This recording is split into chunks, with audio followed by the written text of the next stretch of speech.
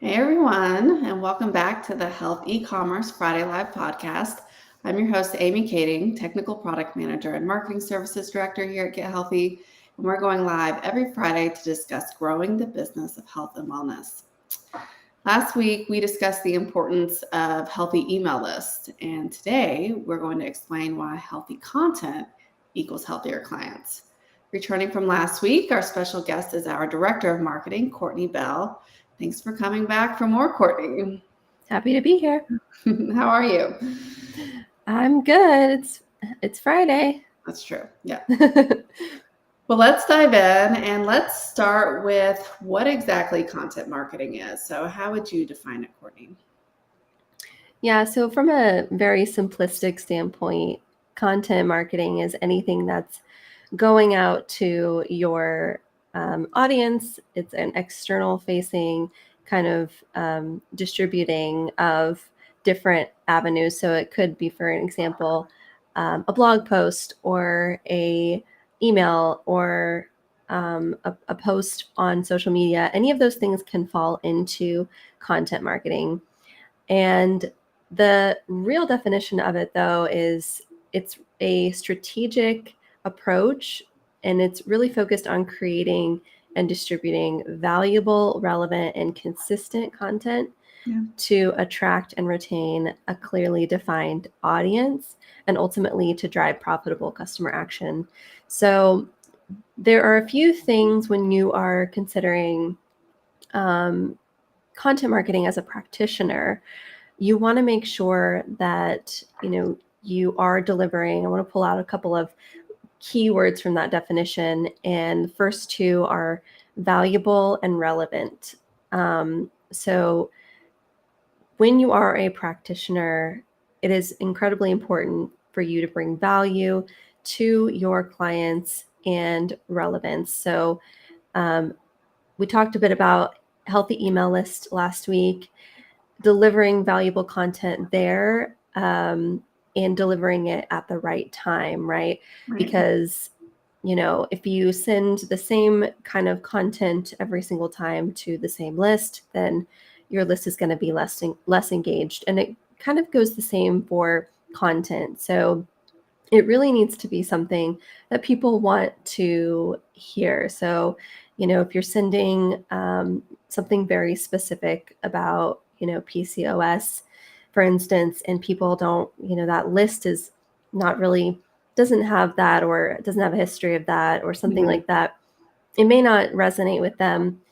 It's kind of in different situations, you kind of determine what's most valuable and relevant for your clients. But I can give an example from a corporate standpoint. We do these every Friday, and one of the most engaging topics that we covered was pandemic proofing your practice, because of course right now there's a lot of trepidation about another pandemic coming, or recession, that sort of thing. So that's an example of a super relevant topic that you can cover, and that we covered, and so you have to kind of determine what's relevant to your audience. And that's the next point that I'll pull out here, which is a clearly defined audience, which again goes back to our email list session last week. So if you didn't catch that, be sure to watch that in your free time. But basically, a clearly defined audience, you need to make sure that, again, whatever content you're giving out is relevant for that audience. So if you are sending out say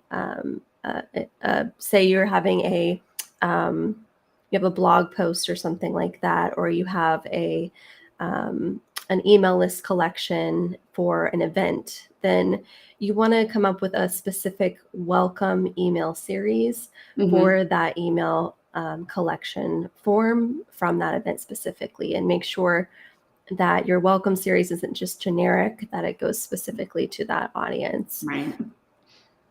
And the last thing I want to pull out of that definition is driving profitable customer action.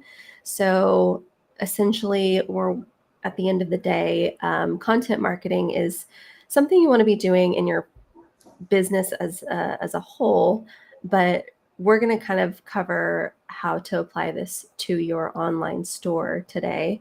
And so you obviously want to drive your customers to an action so that you can get some sales, and without sounding too salesy, of course, but Right. that is something that you want to make sure is happening. So if you're looking at, say, a sales funnel, you want to be sure that you are bringing them as close to the purchase consideration as possible.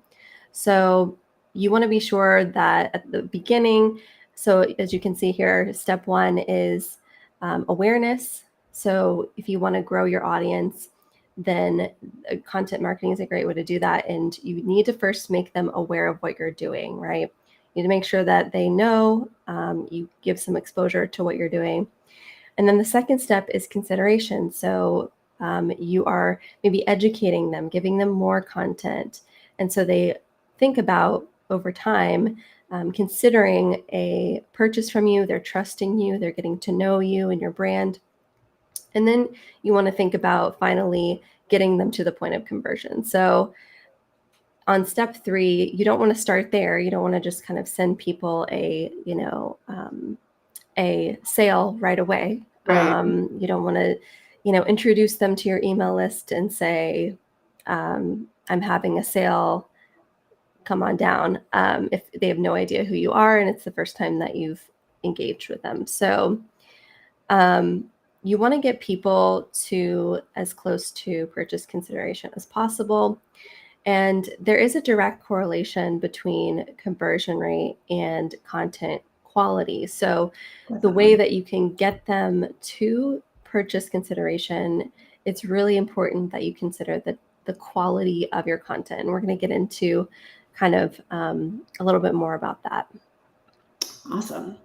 Well, what are some additional reasons why content is so important to focus on for your online store? Yeah, so going back to branding and our pillars, the first thing is practice branding. So if your brand and your content doesn't align with your brand, then you start to look a little unprofessional. So you want to make sure that your content is matching your branding, not only in the way that it looks, but the way that it sounds. So your writing voice, that sort of thing, and the tone of your content that goes out to everyone, which if you are an independent practitioner may not be a problem, but it's something to consider. The second thing is engagement. So if you're making better content, then your clients are going to indirectly want to be healthier because they're going to be more organically engaged with your content. They're going to say you have a really, really well thought out and designed blog post or something like that, or a social media post or a video, something like that. Then people are going to, they're going to probably respond to it, just like we were talking about with the pandemic proofing your practice.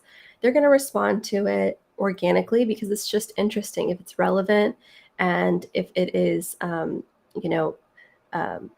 basically what they need to be hearing at the right time, then they're going to engage with that. And then they're going to kind of organically, it's kind of like, sneaking in medicine into a healthy, like a tasty food for your child. It's kind of like they're kind of going to just want to engage with your content, but in turn they're learning. So that's a win-win. Yeah.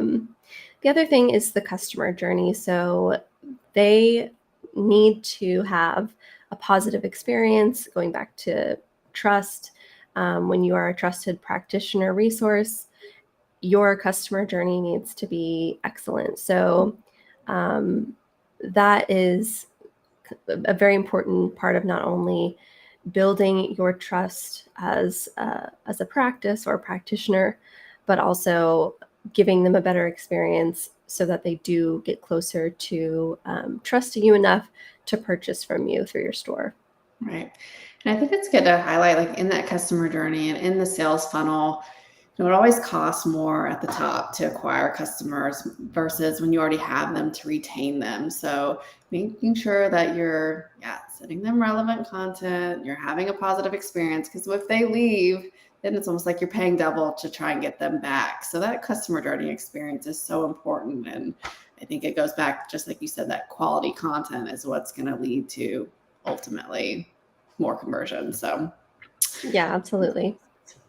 So let's say I am, thinking about, starting a store. I'm a practitioner and I'm already signed up. What types of content should I be thinking about, for having a successful store at Get Healthy? Yeah, so going back specifically, if you do have a store with us, we have so many different ways for you to tie your content into your store, which is one of the really cool differentiating factors for us in your turnkey store. It comes with a few things that can really help you amp up your store and tie in your content. So one of the ways that we do that is through a marketing homepage. And I'm going to show you an example of a really nice one that one of our clients has. This is Forum Health. They have a really nice banner, as you can tell here. And there are a few different ways that you can use a marketing homepage. So you can use it to have either content that you kind of change out often. So that's what Forum Health does. You can see that they have a 15% off special until March 31st. So they're really keeping up with this marketing homepage. They have a network of practitioners that bring their clients to this page. So they make sure that it's really up to date and it looks great, as you can tell. They also have some kind of static bundles here. You'll see GDRX, BrainRx, Ageology. So those are always there. That's the great thing about this marketing homepage is you can really highlight the most important content that you want people to see. And then they chose and completely customized this page, including these products on this carousel, which are their private labels. So people coming to this page will immediately see those first, which is huge for conversion. And then the last thing are their existing bundles. So if people do want to shop just any other bundle, they can. So this is one example of knowing your audience, right? Because they know that in their situation, they're going to have a network of doctors who are going to be sending people to this page.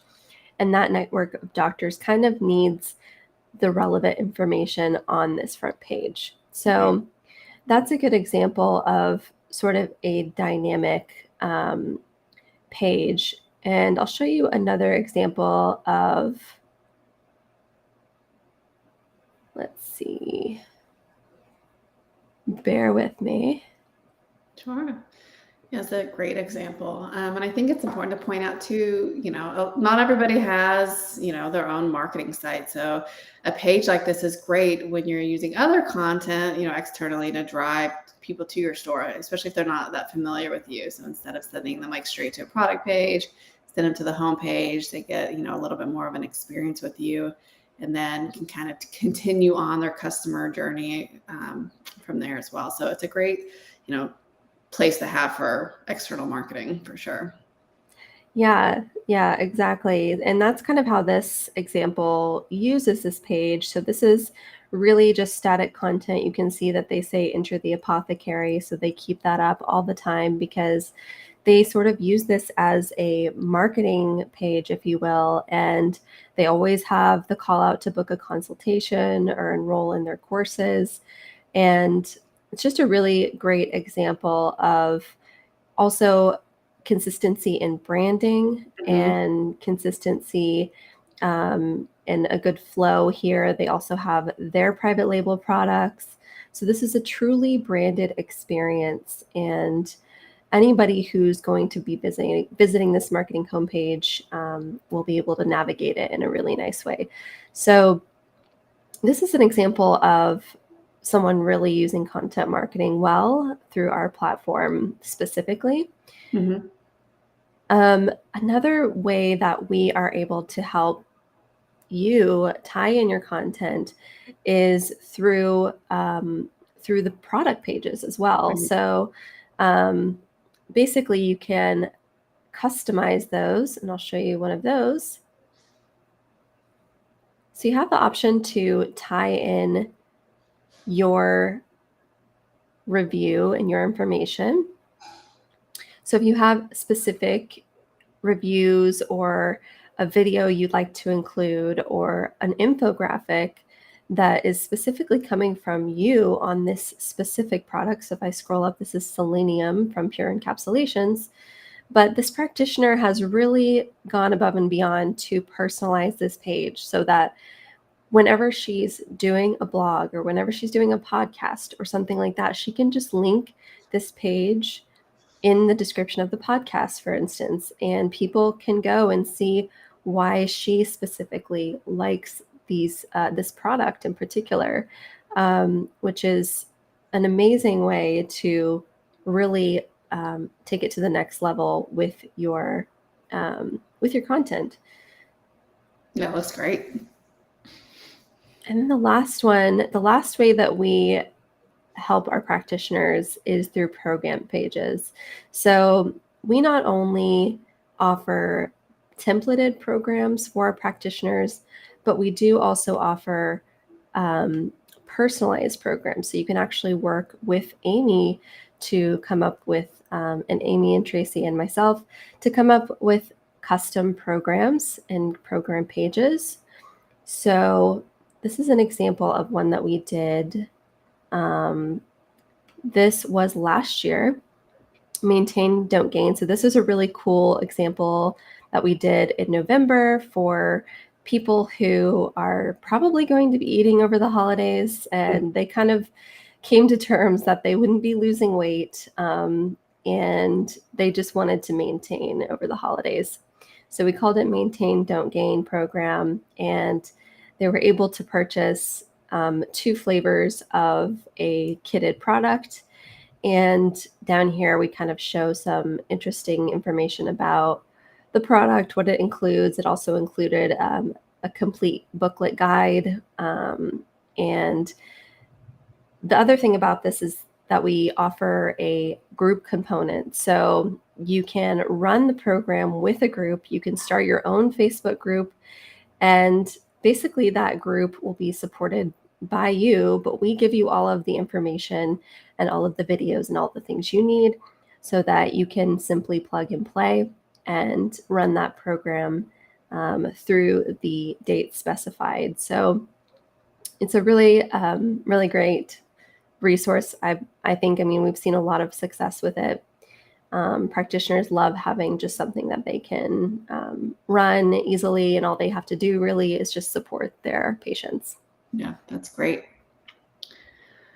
Okay, so we went through the examples of the homepage, the product page, and the program pages. So let's say I'm a practitioner, I'm taking advantage of all this great stuff in my store, and now I'm ready to really market and drive, my patients and acquire new patients and really build up my audience piece of the pillars we keep talking about.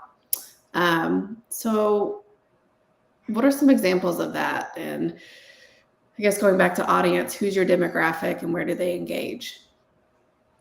Yeah, so I would say it's very important if you are kind of questioning where to start. I know we've said this a few times here, but definitely you know your audience best.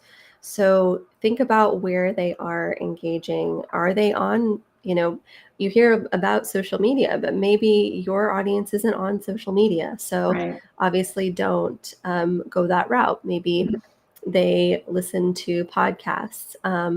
But if they are going to social media, then you want to make sure that you include your store in the bio.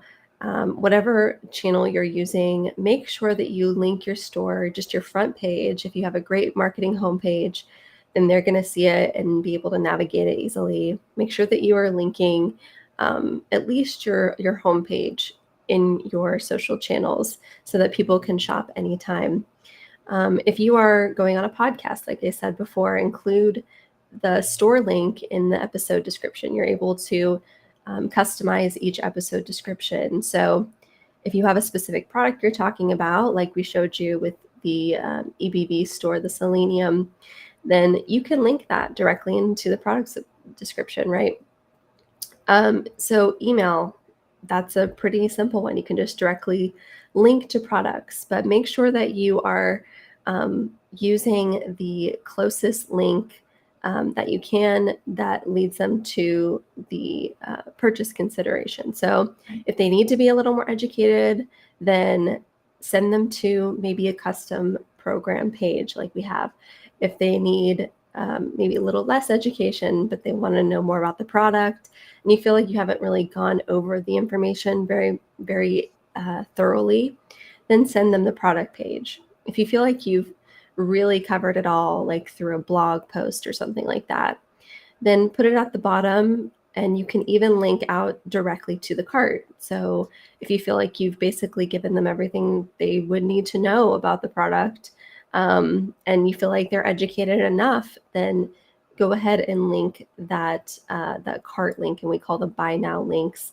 And we're happy to help you figure out how to make those. It's not hard at all, but link out that buy now link, and then you can direct people straight to the cart. They have way less clicks, which is a really big thing in e-commerce. Yeah. You want to make sure that people have as little clicks as possible when they are checking out, so that they have a better chance of converting. So make sure that you are basically putting the right posts, the right links in the right places, and we're happy to help you figure that out. Ebooks are also a place where you can put your links, and so again, that's probably a very in-depth overview of whatever you're talking about. So you may be able to either link back to a specific product page, or you can just go straight to the cart there. And then if you have an event landing page, maybe you have a sign up page, or you have a funnel or a flow that you're working with, then put that product in the upsell or something like that. So there are so many different ways to link in your store. And we have a great resource that we created for you this week, 40 plus content ideas to post, email, and blog about. And it's specifically designed for practitioners. So we came up with some content ideas for you, and Amy will drop that into the chat. We also have a QR code. You can scan that code and you can download that resource. It's a great place to get started, just to really start consistently engaging with your audience and starting to get that healthy content out there. And we also can help you with this. And this is something that we want to drive home too. Maybe you can speak to that, Amy. Yeah, so there's all sorts of strategies, and we're talking about linking, but there's all these different types of content, right, that we're talking about. We're throwing out emails and landing pages, and even just, social media posts, which can be graphics or videos. And I know if you're especially just getting into marketing or even e-commerce, that can be really overwhelming. But with our new marketing services, we can help you with all of that. Anything you have a question about, bring it to the table. We'll talk to you about how we can achieve it. But we're really here to help you, not only have an optimized store that people can convert well on, but we want to help you grow your audience and to achieve that lifetime value that we keep talking about. And so if it seems overwhelming, no fear. We're here to help you. Just reach out and we can get started on that. And then I think I'm going to leave the QR code up in case anybody still wants to scan. And I did put the link in the chat. So please check that out. So many ideas. That's the beauty, I think, of content marketing, is that there's So many things to choose from. And I think my kind of last point I want to bring up is measure your content. So we have a lot of tools that, can measure how content is performing on your store. There's lots of tools built into whether it's your social channels. Facebook has a great dashboard where you can look and check out how your ads or your content's performing. Google Analytics, again, we can help you understand and point you in the direction where to see that. But measuring your content so that you're constantly changing it.